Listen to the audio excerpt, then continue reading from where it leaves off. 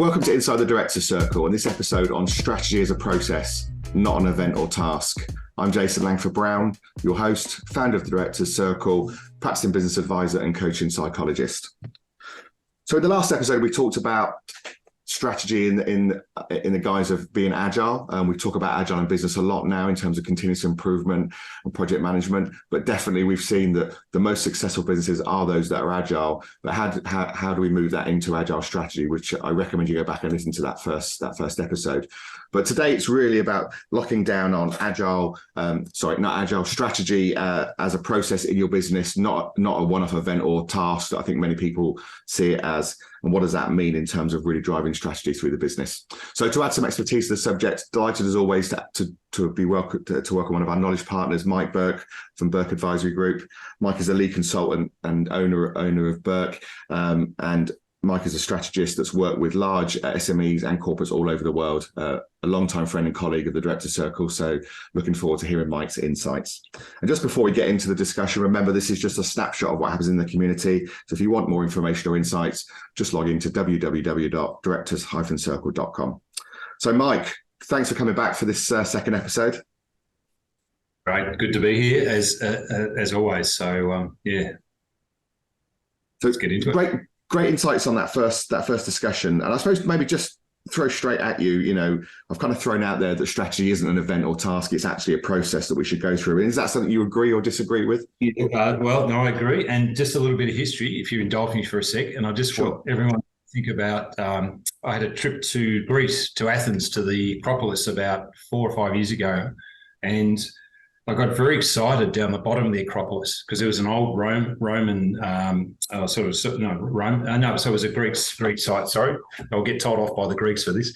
It was a Greek site, and it was called the Strategium, right? And it was an old temple, a round temple, and I felt like Indiana Jones of strategy. I found this. I was the only one there, by the way. Everyone else was looking at me. And and I did my reading on what this was about and what the Greeks did when they beat the Persians ultimately in one of the battles, is that every night they would have the battle for the day. The Persians would just use brute force and just keep trying to beat the Greeks, and then they'd drink wine or whatever they do at night. The Greeks wouldn't do that. They would take time out every night in this round building over dinner and talk about what worked over the day, what didn't, what strategies they might use. And it was actually called the Strategium. And the people around that table were called strategos, which were like strategic soldiers. And then they eventually beat the Persians in a much smaller armed force than the Persians had. So the Persians could have belt the crap out of them, but the Greeks were strategic. So that taught me two things: the importance of time out and strategy. But secondly, they did it in that day because it was a war. They did it every night. So it was a cadence. They didn't just do a one-off and then not do it again. So am I wedded to the idea of strategy and cadence? Absolutely. And the Greeks have been did it 2,000 years ago, wherever it was. I don't know. My guys, as ever with these things, there's a reason why we have them, and they're normally way back in history. We're really good as human beings, aren't we, at forgetting the things we work out and then going, maybe we should do that. Maybe we should because they worked out, thousands of years ago. It was a good idea. But yeah, that's a great story, Mike. Let's start though. In terms of the process, I think there's four points to the process. How we engage people in the process of strategy in the first place, those that are going to be developing it, how we actually develop it, how we align our people to it, and then how we implement it, which obviously is that cadence bit you talk about. But let's go to where people are maybe familiar to start with, which is the notion of developing strategy. Because I still think there is a case that we need to come together to develop a strategy, but I don't think it is just this one-off grand, away day, and then it's done. What's your view on how we should be developing the strategy in the first place? Yeah, well, we talked about this in probably the earlier episode as well, but I think it's working out what are the key questions you want to answer in your business in terms of, where the business wants to be. And in my view, I do a lot of pre-work with the businesses now. So whether it's small, medium or large, it doesn't matter, but making sure that people understand the questions before you even have time out, right? So you might say, as we said in the previous podcast, what's our purpose, or what's the next mountain we want to climb? That's a better example. All right. So that's the question we're going to ask next Tuesday off-site. So I want you to think about between now and then. So the importance of pre-work and engaging those who are around the table in the room, so that everyone's had time to percolate the thinking before the session. So I see that as a way of engaging. I think the other thing too is whoever's around the table at the initial discussion has to align on the agenda. Even just what are we going to talk about? Maybe there's a burning issue that's so burning that it might be cash flows or something like that that's affecting our long-term strategy. So maybe you've got to allow 20 minutes at the start of the day just to have that out, because otherwise people's minds can be blinkered for the rest of the day. So it's engaging the agenda, engaging the questions. Pre-work is important. And then I don't know if you want to talk about post workshop, but let's just jump on that first. No, because I do, but I think just what you've kind of gone back into my first step, which is the engage step, and everything you said there just resonated with me. And I think to be honest, it's a lesson I've had to learn as a strategist, over the last 5 or 10 years, that you can't just go into strategy days or strategy events having not done that pre-engagement. And that, for me, it's a phase all of its own. So and I agree with you. I think getting people to do pre-work helps with when you get into developing the strategy. But you mentioned something really important there for me about people's agendas and what's on their minds, and I think that's really critical, because I've been in sessions, and I was talking to people yesterday about a session I went into where we had a whole 8-hour strategy session planned, and within 10 minutes it was very, very clear we weren't talking about strategy. There was all sorts of elephants in the room. There were issues between the leadership team, and I vividly remember I just closed my laptop and said, "We need to talk about something else, don't we?" And they looked at me and went, "Yes, we do." And I spent 8 hours working on the dysfunction of their leadership team, talking about leadership, culture, charters, and it was a great session, by the way, but we didn't do anything about the strategy. And so, I'm interested in your views on this. I absolutely agree with the pre-work, engaging those people, but I almost will interview them and find out, what's on their mind. Yes, what do we need to talk about? But also, are there other things that you're concerned about? Because let's get those out before we get to the strategy day, so they don't that's into right. the strategy day. Is there, a question I'll ask, is there any elephants that I should be aware of before we go into the day? That's in my market over here in the Southern Hemisphere at this time of year. Most of the boards in February to March are probably in peak planning season time because it's a different financial year to the calendar year. And already I'm warming up and interviewing the participants over the next 60 days. What do you expect on the day? What are things that might come out? So, as I suppose as the honest broker, you and I are people that can really refine that agenda to get the best outcome for the client, not the stock standard template. We'll do this, we'll do a SWOT, and then we'll do this, we'll do that. No, absolutely. I call it, I think for me, it's about getting the stakeholders and then making sure they're all bought into the process and a part of scoping what's actually going to happen when we develop the strategy. So, but I want to go back to what you said. You talked about now we've developed this. We've done some work developing the strategy. For me, I think there needs to be then some percolation before we kind of settle on what we're going to go with. Is that something you agree with as well? So no, 100%. So again, I go back to the mistakes I've made in the past to how we'd all learn. So previously, I would just have a set and forget day and think, well, that's it, that's done, and find that perhaps why didn't the business move forward? Well, actually, you know what? They thought about it and didn't believe in it, or something like that. So what we do now is, and I think about 2 to 3 weeks is enough of percolation of thinking. Any longer you're procrastinating, any less, and it might be too much. But I'll just say to people, and I think too, there's a pressure in any workshop to get to the 100% right answer. And so people put so much pressure on themselves that they'd rather not have the right vision at all and go, I don't agree with that, so I'm just not going to participate. Whereas I go, you know what, if we're 80% right today, why don't we sleep on it? And then come back in 3 weeks' time, and then we'll nail it, I reckon. And it just works every time because the subconscious has worked on it. Yeah, and it is. You're right. It's by definition, strategic decisions are big decisions, aren't they? And in your private life, you wouldn't you wouldn't make big decisions without taking a bit of time to reflect, consider, and sleep on it, as you say, like a good argument. Well, that's why like a roughly written email, you should sleep on it. So, and it might be even what are our priority strategies for the year? So we've worked out where we want to go. So what are the big three things we need to work on in the coming year?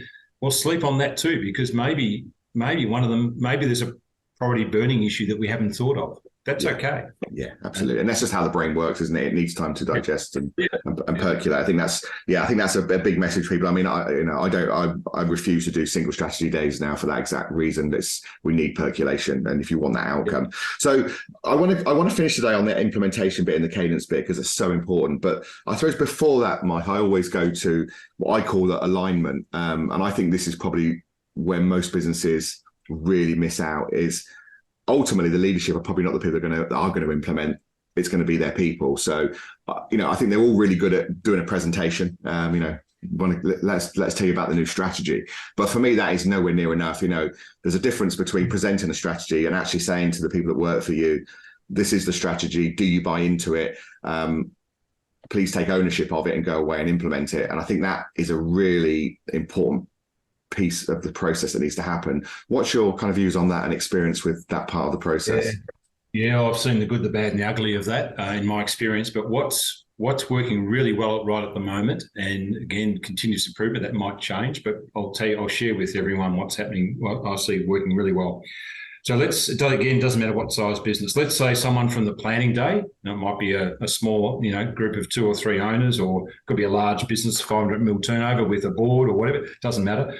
Let's say they come up with the strategies for the year, and one of them might be one of our tactics for the next financial year is to grow a new market in Asia or something like that, right? Okay.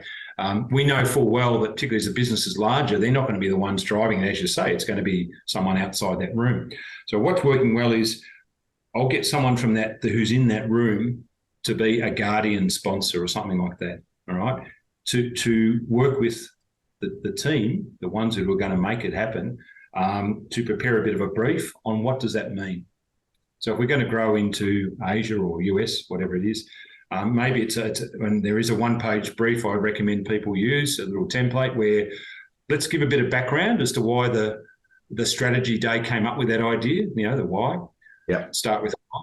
And then what do we want the team to implement? What are the dot points, in the next 6 months and then longer term. So maybe we want them to investigate the market, see that there's it's profitable growth in that market.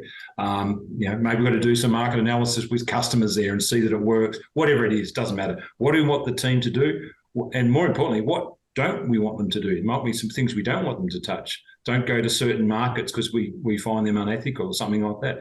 And then maybe you have who's on the team, with a team leader and the sponsor from the planning day, and then some few metrics. So on a page, simple. And then what that team does is with the sponsor signs off what they want them to look at based on what the planning day said. They go, yeah, that's exactly what we want you to do. Go off and do it, right? So that's step one. Step two is having an agile implementation method to make sure that the team who are driving that change, the new market in Asia, whatever it is, to use agile techniques to rapidly implement the strategy or tactic. And I've got to credit Jeff Sutherland, his work on from Scrum, the art of doing twice the work in half the time.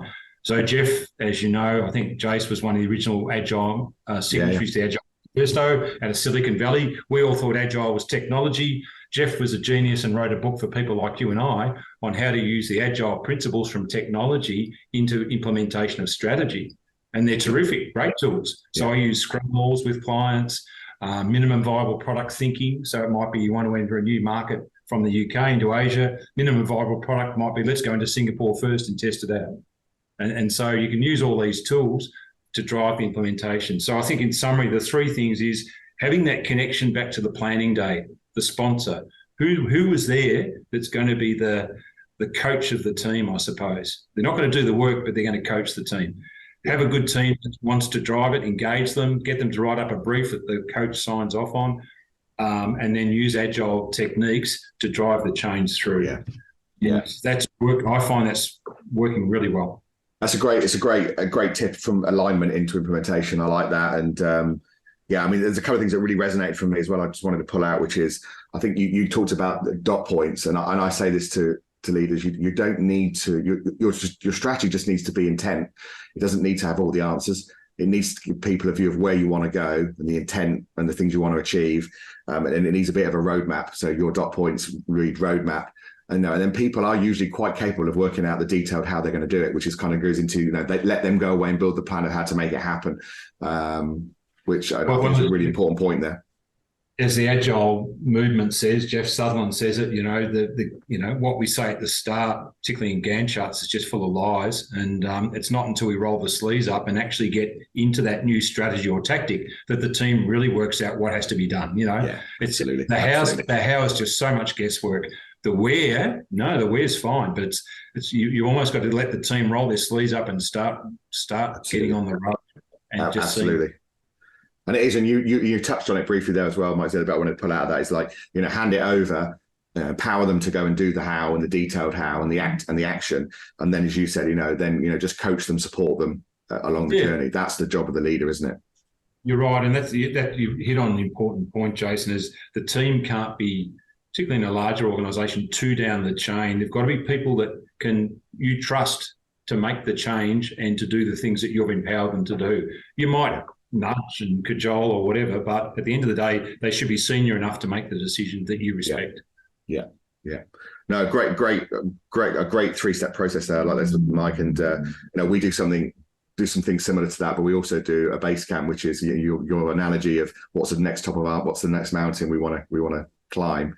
We take that into a room, with those people you're talking about and say, okay, here's the mountain now, but we're just at base camp. We haven't gone anywhere yet. Now we need you to take ownership of it and do all the things you said. So, that's another tip for people to think about, maybe think about it as a base camp and an event where you almost hand over the journey to those people. So let's start to go into implementation. You talked about Scrum boards is interesting. I must admit, I'm starting to do more and more strategic Scrum boards, which is probably not what people are used to. They might be more used to in a project management environment, and we're doing 3-month project Scrum boards, between strategic meetings. And you've talked about cadence at the very beginning of this. So let's just circle back. So I think we touched on it in the last podcast, but maybe we haven't really flushed it out here. But I think it's important for you. What does cadence look like from a strategic perspective? Yeah, so I'm enjoying this at the moment because I am seeing the fruits of fast change. And so I can think of one place that I'm working with at the moment. There's six projects going on, which is probably a little bit too many, to be honest. But anyway, they're doing it. There's 6 teams driving strategy changes through the business that's come out of the annual planning session. But they have a Scrum wall. But one of the game changers has been a weekly phone call with, in my case, it's me, a coach, and the team leader, and maybe one other person, not the whole team. And we just got 3 questions. What's one thing you delivered last week, or the team? What's one thing the team will deliver this week? And have you had any barriers? And, if people listening in go, if you ever had to drive a change, and just think about, the old ways of maybe you had a monthly meeting. Well, that's too long, particularly if, 1 month someone says, I've been too busy, I'll do something next month. By next month, you've lost 60 days if nothing happens. Absolutely. But the cadence, just a weekly, it's got to be 10 minutes, no more than that. Otherwise, people won't turn up. It's just those 3 questions. After 2 weeks, you can ring the alarm bells then, going, whoa, hang on a minute. This is the number one most important thing to this business. Growing in Asia, a new market or whatever it is, we're saying this is the number one important strategy for the business, and we're not dead. We're too busy. That becomes the discussion back to the owners, going, stop. If we can't find time for this, we're in trouble, and that might be the case. But you're blowing the whistle. So there's that cadence. I suppose I should mention one other thing. There's the annual planning day, but also I like a quarterly cadence, just to check in, maybe think, because the world changes rapidly these days, Jay. So I think, maybe there's a new opportunity or a new threat that's arisen. And I think SWOT analysis every 90 days is not a bad tactic. I do it on a couple of boards that I sit on. We do 90-day opportunities and threats. Has anything changed? Yeah. Yeah, I think I'm with you. I think you've gone there, Mike. I do. I say just go back through the calendar. So annually, I agree. Annually, strategic, either development / reset. Hopefully, if you listen to the first podcast, your annual session is just a bit of a reset for the following year, and rolling out your 3 to 5 year horizon. I agree. Quarterly strategic check-in. For me, it's, has anything changed? Are we on track? If not, why not? If there's a big rock or barrier, let's work on that as a leadership team, in our quarterly check-in. I think for me, monthly, and this is where I think board meetings or monthly management meetings fall down. They should just be about accountability. Oh, did we all do what we said we were going to do? Yeah. And then I'm with you. I think the weekly / daily depends on your business. It should just be that check-in. And you're right, when you were talking about, the one thing, the daily one thing, whether that's daily or weekly, depending on your business. You're right. I think it's the same problem that's happened in performance management. We used to have appraisals where we'd wait 6 months to tell somebody they weren't doing a good job. And now we've realized that's ridiculous. Tell them now they're not doing a good job. It's the same principle, is it? Let's highlight today or this week that we haven't done what we said we were going to do and what we're going to do about it. not wait for a month or 3 months or a year. Yeah, no, that's a good analogy. And look, there's a couple of, tweaks just to, if people are listening, just to go, normally when people are implementing a strategy or a tactic, they've also got their day jobs, right? And so you might find that daily is a bit too hard when they've got their day jobs as well. But I find weekly is a good cadence. I'm not saying it's the perfect one, but I think it's probably the best one. I think the other thing is I've changed the terminology in the last 3 months. I used to say, what did you do last week and what are you doing this week? I've now changed it, if you notice the nuance, to deliver, which is a slightly different word. So, because people used to say, oh, we had a meeting or something like that last week. Okay, good. But maybe that didn't deliver anything. So what? So you go, well, what did you deliver last week? Well, we had a meeting, and what wasn't just a meeting. We actually workshopped and identified the countries that we're going to kick off in our expansion into Asia or whatever. And we've identified the top 5 countries. Good, well done. What are you going to deliver this week? Oh, we're going to explore the number 1 being Singapore or something like that. So it's just tweaking this as you go along, and people listening in. And just put your L plates on and just go for it, Yeah, absolutely.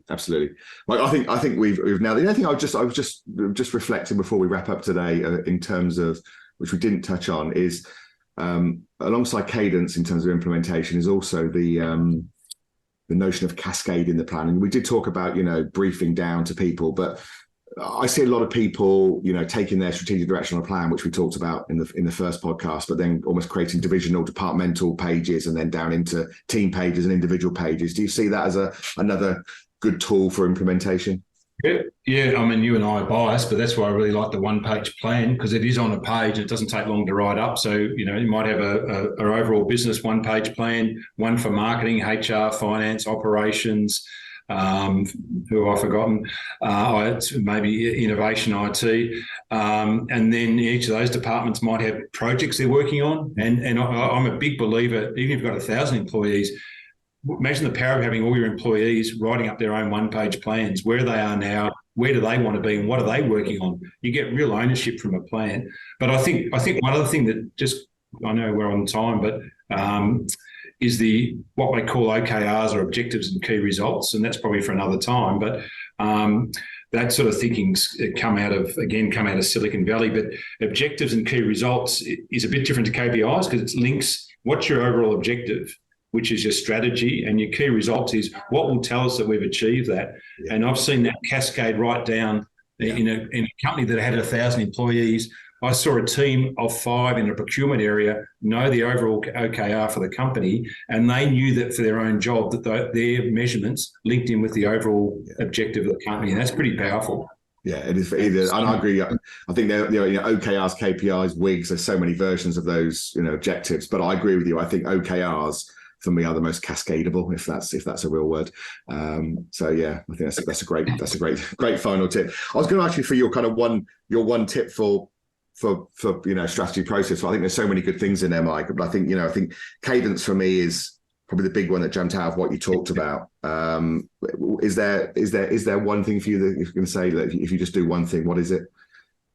And it's sort of a bit of cadence. I think you're right. I think it's better to have that cadence that's doing even a 70% good job than trying to do 100% every 3 to 4 years that doesn't get anywhere. Just the more you do this, the better you get. It's like, I suppose, practicing for sport.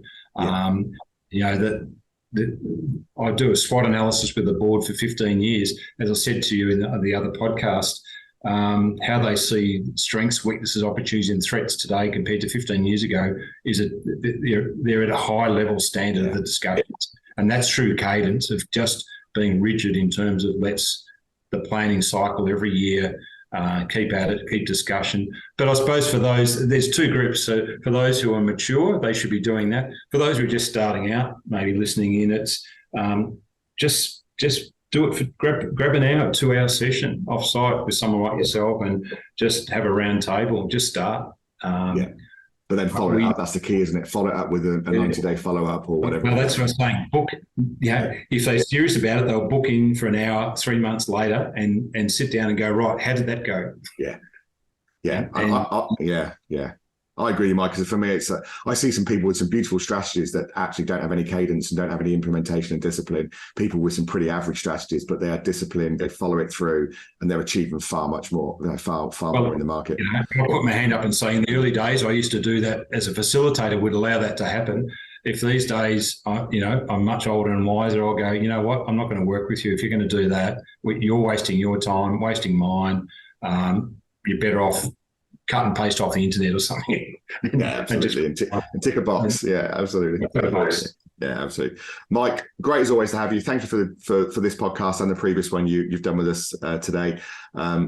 Great to see you. Hopefully we'll get you back in the future. If you want more on this subject, you can reach out to us at www.directors-circle.com. And Mike is always open to chat on all things strategy. Next episode, we're going to segue a little bit into looking at the world of social and digital marketing, which what we want to do in those podcasts is just blur a few myths about, is it really worth it? Does it add value? So we've got some interesting conversations coming up on that. But in the meantime, thank you for listening to Inside the Director's Circle.